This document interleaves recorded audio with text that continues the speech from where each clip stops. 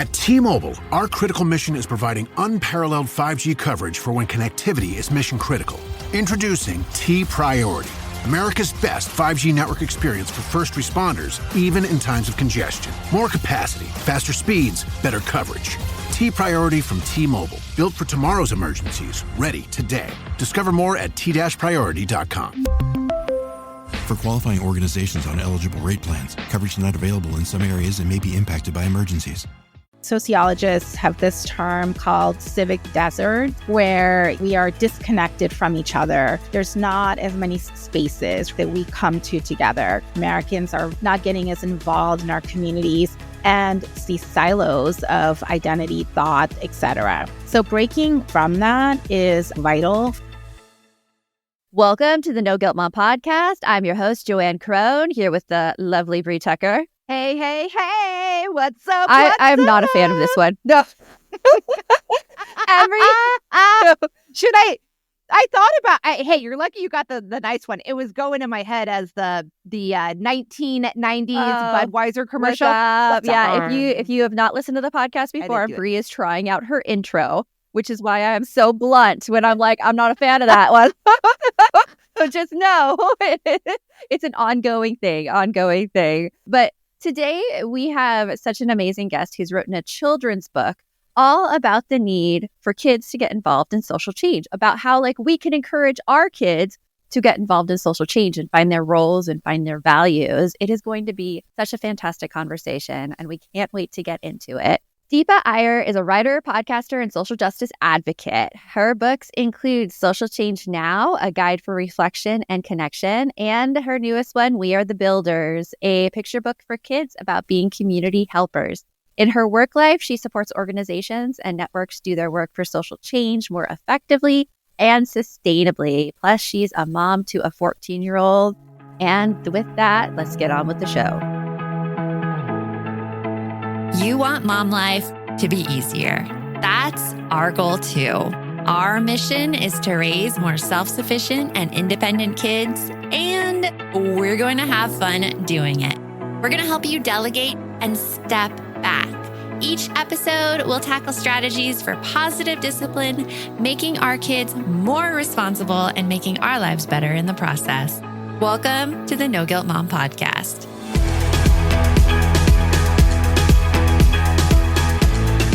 Welcome, Deepa, to the No Guilt Mom podcast. How are you? I'm so glad to be here. Thank you so much, Joanne and Bree, for having me. Of course. And you know what? We always have to give the love to a fellow teen mom. Oh my gosh. Teen girl mom. It's a hard life. I have a 16-year-old and an 11-year-old. Bree has a 16 and a 17-year-old. Oh, we feel They're it. hard years. Yes, it's a lot. I appreciate the solidarity. Yes, I need it. Yes.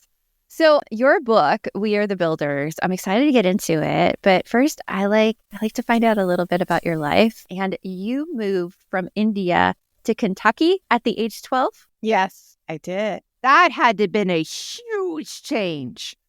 You are absolutely right.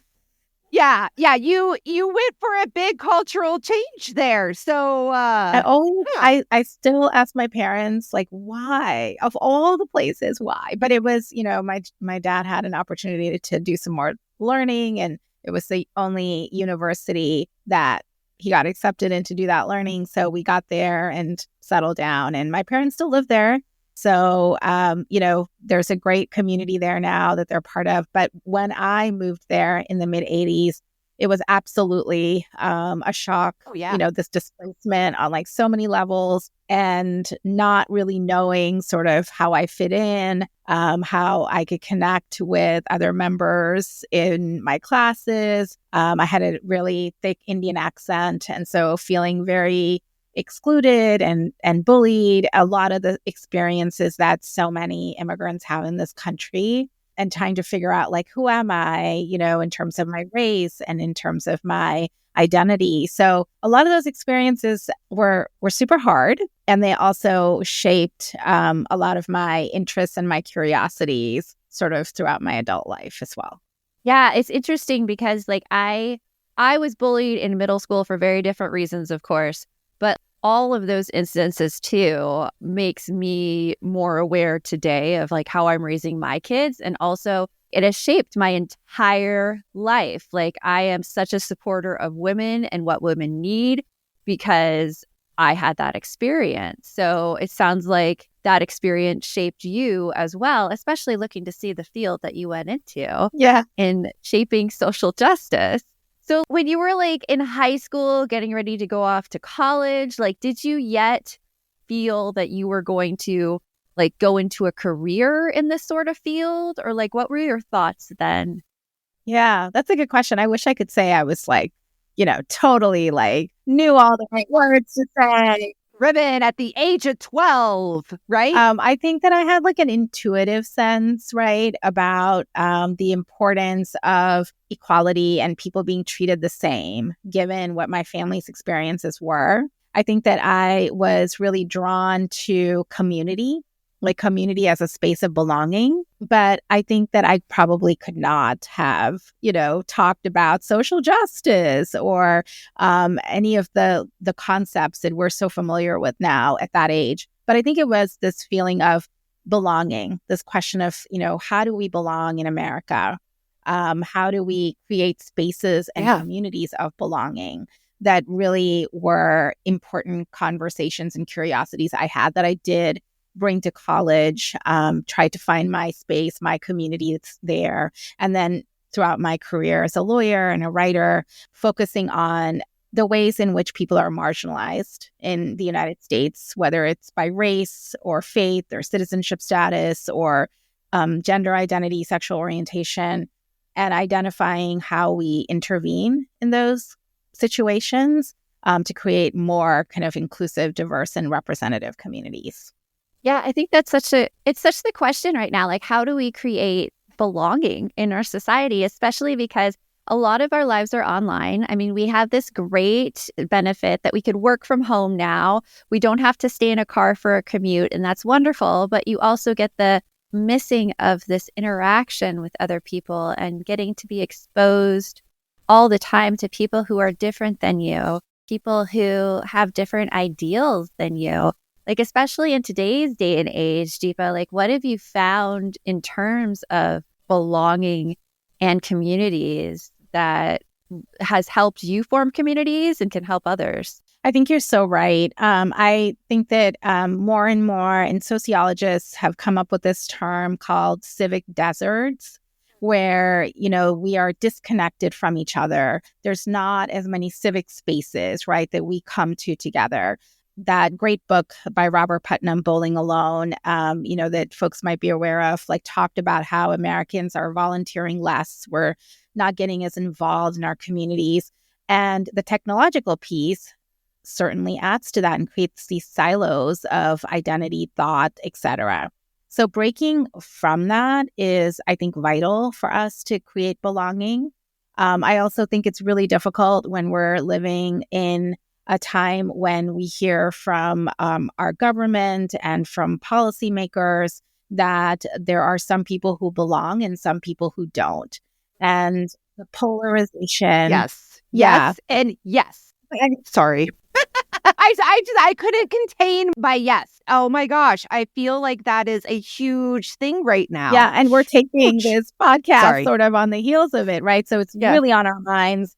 And I think a lot about us, but I also think about our kids. And, if they're growing up in, civic deserts, if they're growing up, in schools where there might be like educational gag orders or reluctance to talk about certain types of histories or identities and experiences, then how are they really prepared, right, to take on the challenges that they are going to inherit, that we have bequeathed to them, right? Whether it is climate disasters, whether it's racial injustice, whether it's gender injustice, whatever it is. So I think it's so vital for us to figure out how young people can be empowered and feel confident in changing their communities and to do so in a way that is really grounded in collaboration. Absolutely. The attack on education and public education is really what scares me the most. I mean, I'm a former teacher. My dad was a teacher. We believe in public education and getting people exposed to many different ideas, because that is really what builds empathy and what builds change.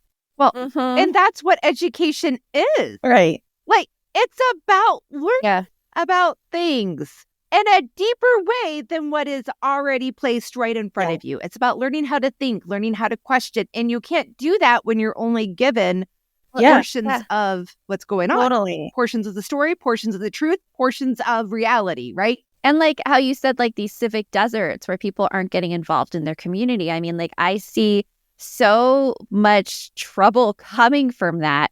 The experience that is most salient in my mind is I was talking a few years ago with a friend who was very against having transgendered people in bathrooms. And I was like, okay. And I'm like, tell me more about this. And she's like, well, I just don't think my daughter's ready for it. And it occurred to me right there in that moment. I'm like, have you ever met somebody who's transgender? And she's like, no. I'm like, well, there we go. That's really like the issue. When you're not exposed to people, you think the worst, and you think like the worst is going to happen, and it's not an accurate. Absolutely. And then I think when you hear dehumanizing language, right, when people are cast, like when asylum seekers are cast as invaders, or when trans community members are seen as different in some way that threatens public safety, that kind of language, that dehumanizing narrative and language also sets up this environment where meeting people and getting to know them and keeping an open mind, like you said, Joanne, becomes even harder to do. So I do feel like our young people have a lot of obstacles in front of them. And I think they need our support and our guidance, our interventions, our books, our experiences in order to be able to meet this moment.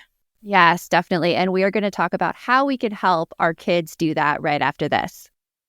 When I was younger, I struggled with an eating disorder, and there was so much shame and so much guilt involved in it that I never talked to anyone about it. I never got help for it. And I could have really used a resource like Equip at the time, and knowing that help is out there. Equip is a virtual evidence-based eating disorder treatment program that can help your child heal while staying at home.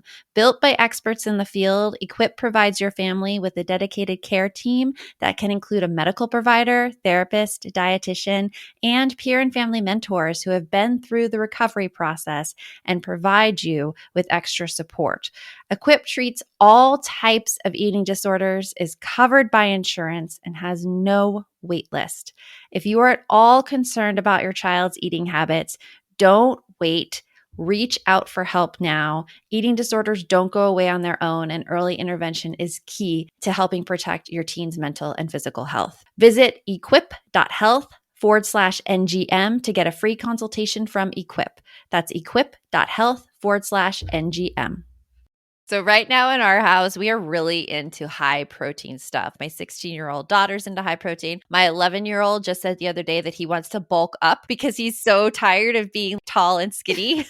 Which is why I really love Thrive Market. They have so many on-site filters that it makes it simple to shop by the needs of everyone in the family. Like I could just search for high protein and it shows me everything that can deliver the protein goods for us. In fact, Brie, I found one of your favorite snacks. Did you? Yes, your magic spoon. Oh my gosh. So same with our house. This month, I am loving the Magic Spoon protein treats. They taste like Rice Krispie treats, guys. And it's 12 grams protein. Amazing. My daughter is obsessed with the Kind dark chocolate cocoa protein breakfast bars. Try to say that sucker 5 times fast. Anyway, she loves how she could just grab them, take them to go, eat them anywhere. They are so helpful. So if you're ready to make the switch, go to thrivemarket.com/NGM for 30% off your first order plus a free $60 gift. That's THRIVE market.com/NGM. thrivemarket.com/NGM.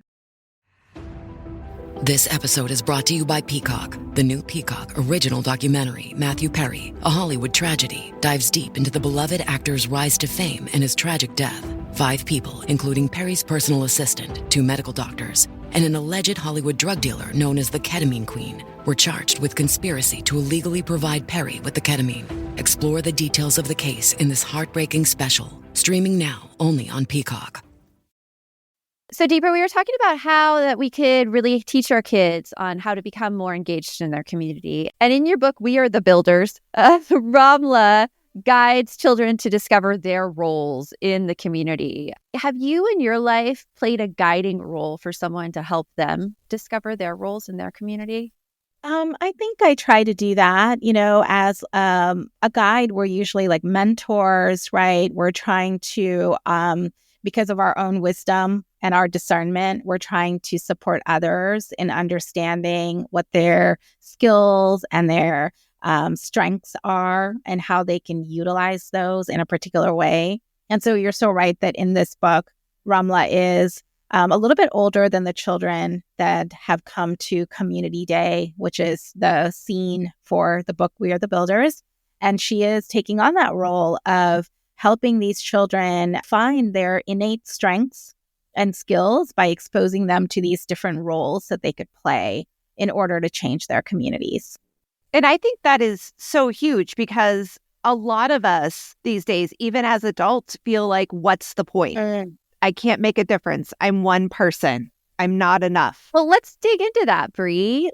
What are some of the roles that our kids can play and we can play in our communities? So just to kind of take a step back, this book, We Are the Builders, is based on a framework that I developed back in 2017 called the Social Change Ecosystem Map. And I developed it because I was going through these experiences of feeling like I was on a seesaw of like overwhelm and outrage over and over, bouncing back and forth. Yeah. And like you said, Bree, not really knowing sort of where I could intervene or step in. Even though I was connected to a lot of social change, efforts, I still felt that way. I felt hopeless, felt a lot of despair.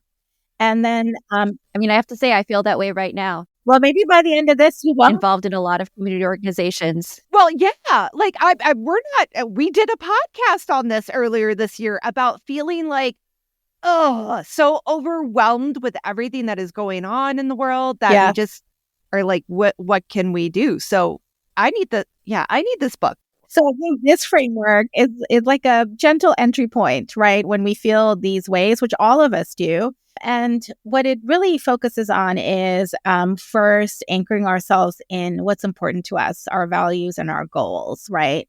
And that could be something like, supporting my neighborhood to a big word like solidarity. And then the next step is to think about the roles that we can show up in or are being called upon to play or even aspire to play. And there are 10 roles that are represented in this map. And they range from builders who, create sort of the foundation for a lot of what we need to be doing in the world, to visionaries who are kind of thinking about like, this is the North Star. They're inspiring us to get there. To caregivers who are asking, what do you need today? How can I support you? To experimenters that are coming up with new ways to solve problems, to weavers who are making connections across communities and across issues to understand how they're intertwined. So anyway, those are just some examples. And all of us have those skills and those strengths. And I'd love to know what you all, for both of you, what roles like speak to you.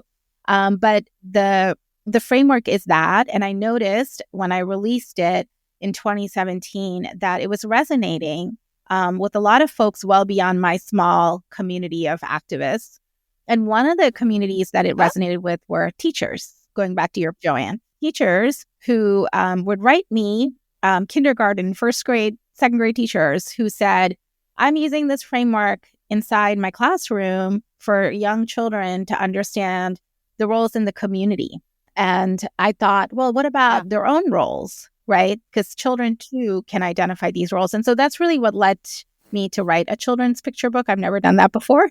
So it was really hearing from teachers that inspired me to do that. And it's been so gratifying because the book has been embraced by teachers and parents and caregivers and students and young people, because I think that it's an empowering and confident, inspiring way of thinking about our role in the world, in a really tough world. Yeah, it is a really tough world. And I love like the children's book aspect. It makes me think of something that I do in my own life, because it is so much easier to look at our kids and be like, what can I teach my kids, than it is to turn inward at ourselves and be like, but do we really know this ourselves?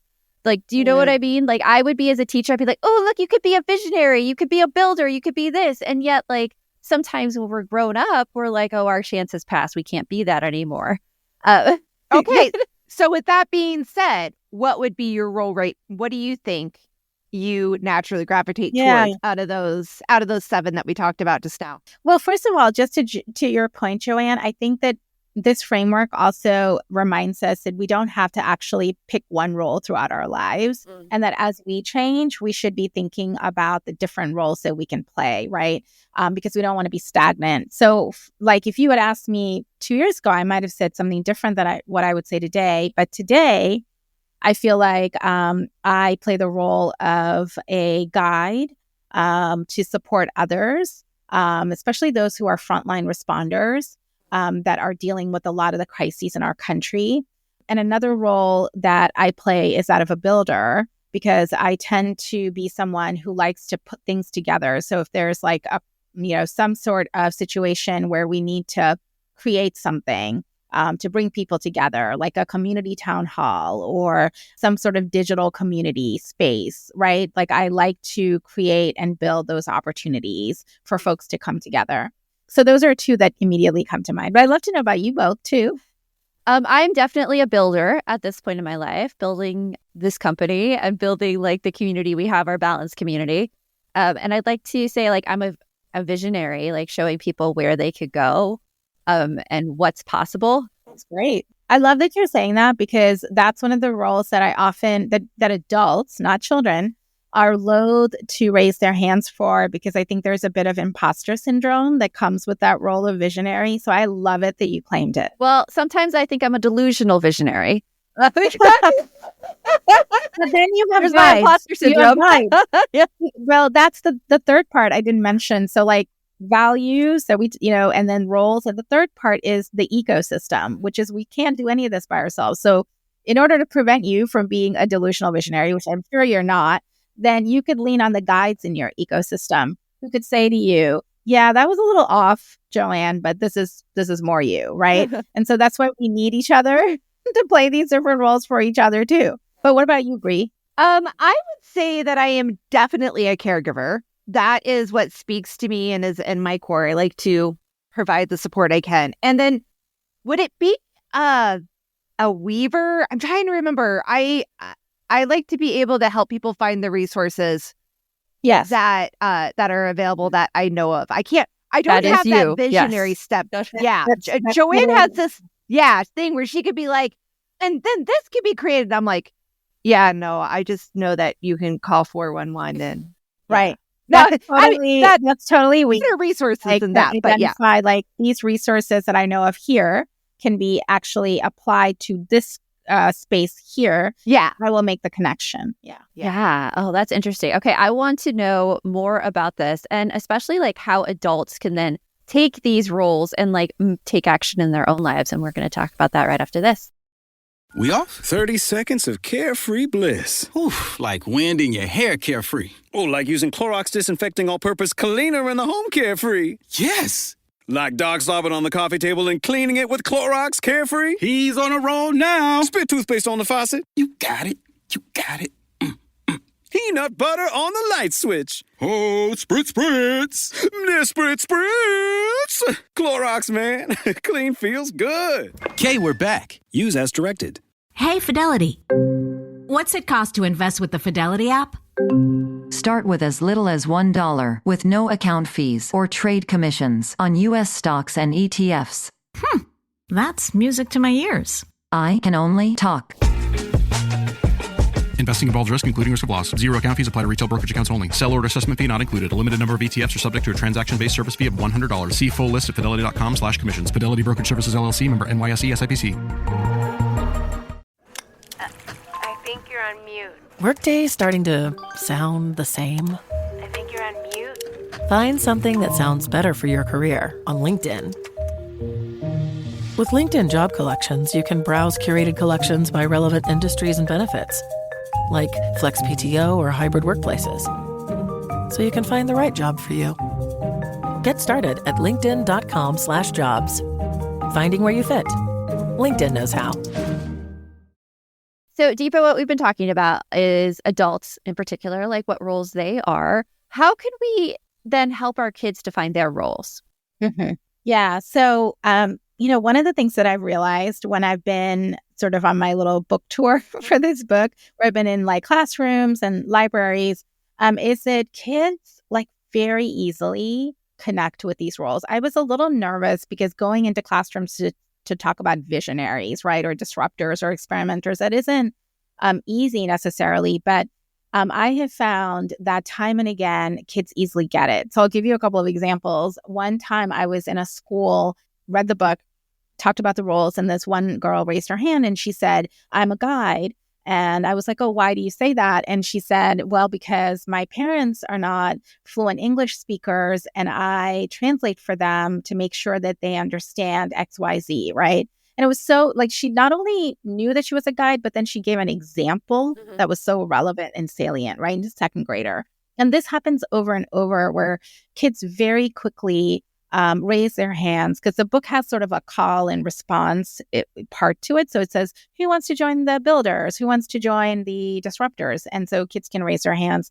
So I have found that kids very easily resonate. So for parents and for teachers, I think the job is not as hard. I think it's about then saying, well, what are some examples, right, of how you play these roles, to ask our children.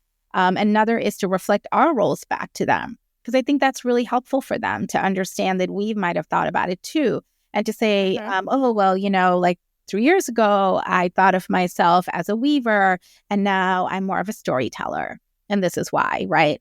And then a third way to think about it is, how do we then use this in community, or what do we see in community? So, for example, if we look at our school, we can think about our school nurse as a caregiver. We can think about our teachers as guides.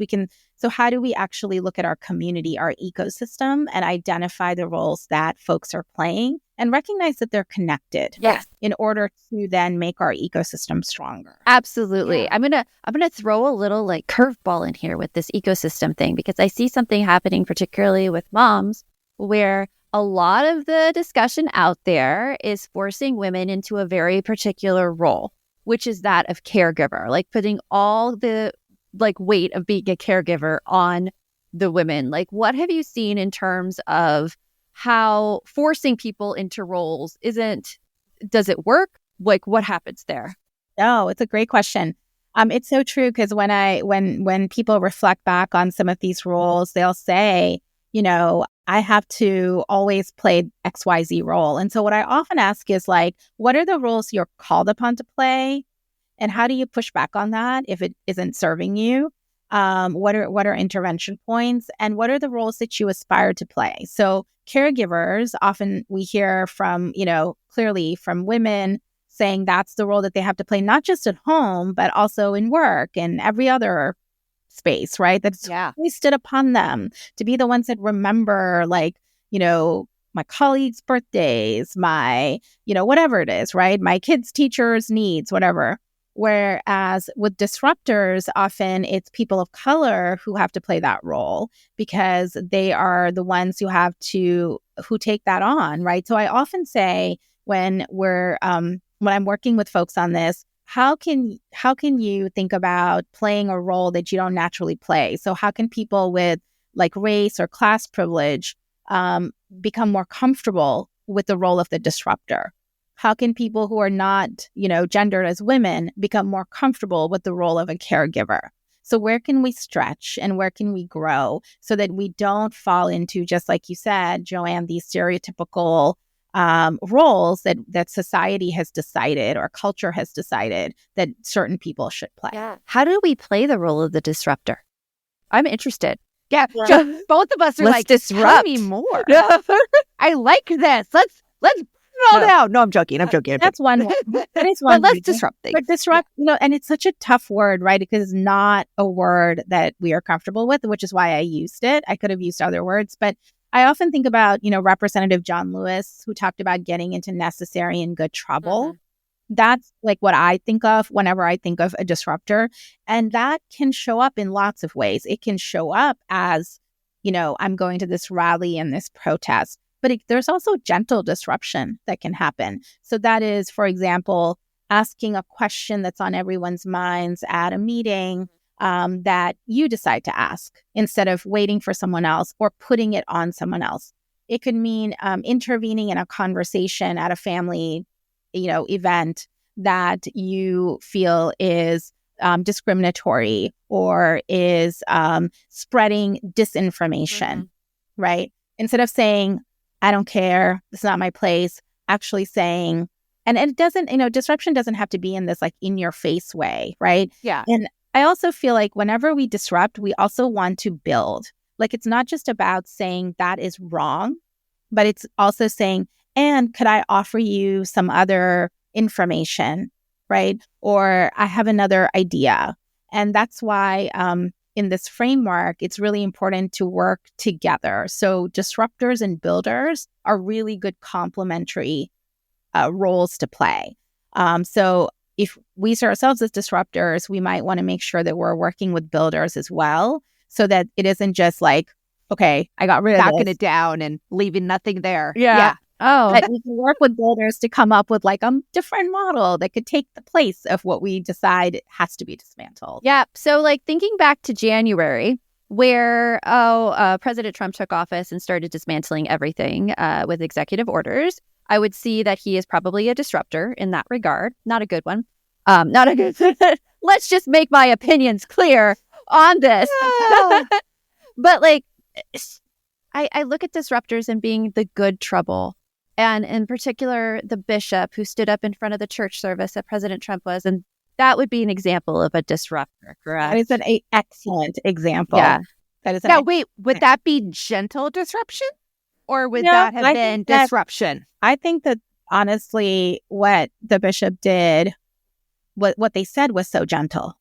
Yes, right? Like she had such a... But what they did, and they used their platform, right, to be able to push things a little bit further. So I think that it was a little bit of both. I think it was gentle and it was actually extremely powerful and it's extremely important, right? And disruption often comes with consequences. And we've seen how the bishop, for example, is dealing with a lot of negative consequences. So that's why when we take on the role of a disruptor, it's also important to kind of flesh out, well, what are the consequences on me, on my community, on others, and think about that. And often disruptors will say, that's okay, I can handle those consequences. So I'm sure that the bishop probably thought about the consequences of doing something like this, right? And figured out how to align their message in that way.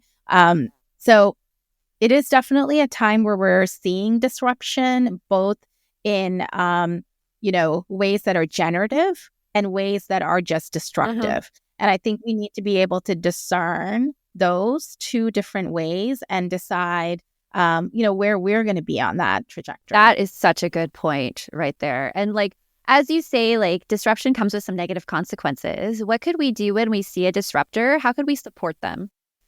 I think that we can support them in a couple of different ways. One is to have a conversation about how we can support them in terms of what can be put in place, right? Instead, whatever it is that they're saying or doing, like what else do they need? Like kind of the builder thing or like a caregiver role or Yeah, you got it already. See, I love it. Intuitive framework. Yeah, you did it. Yeah, so if you're a builder, you could be like, here are some ways that I might be able to support what's generated right after the disruption happens, or a guide.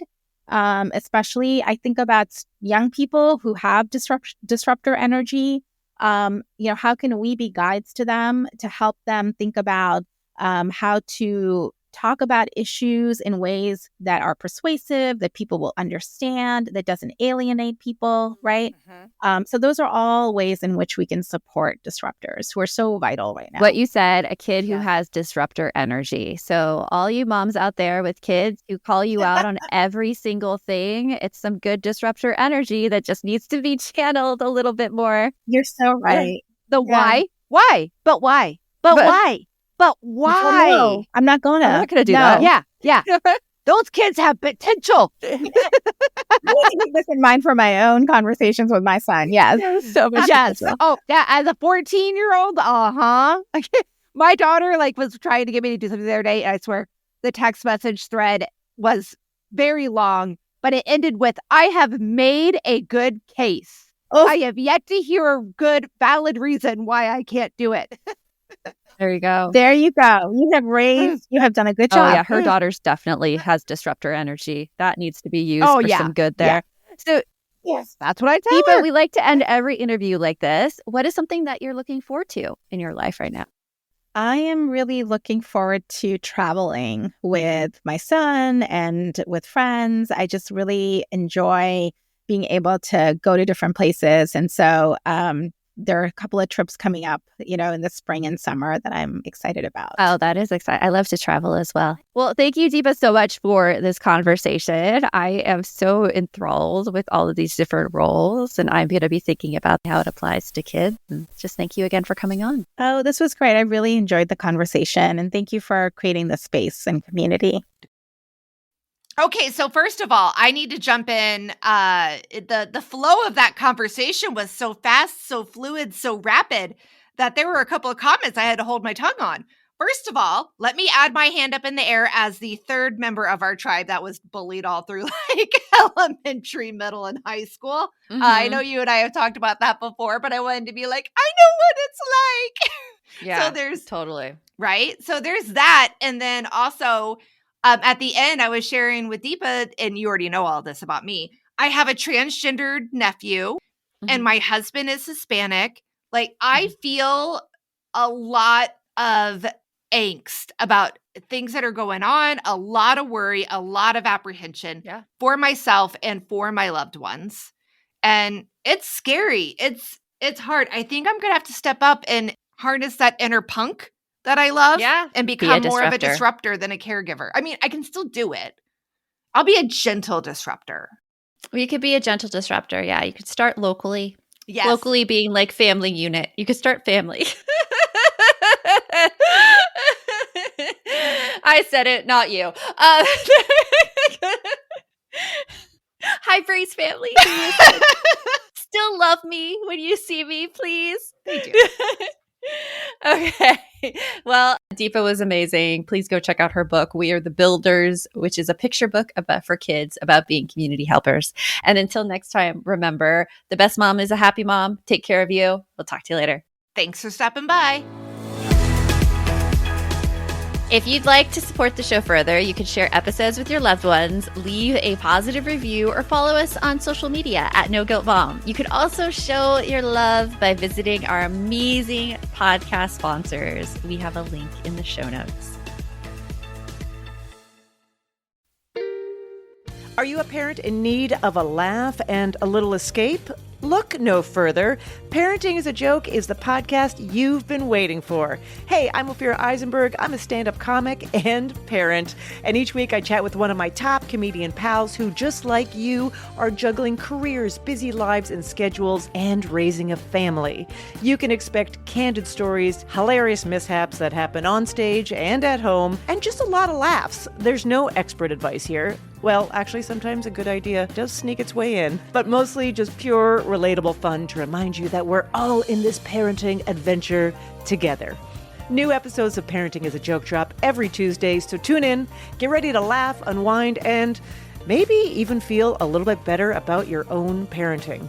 Because sometimes that's exactly what your therapist, pediatrician, and bartender ordered. Subscribe now on your favorite podcast platform.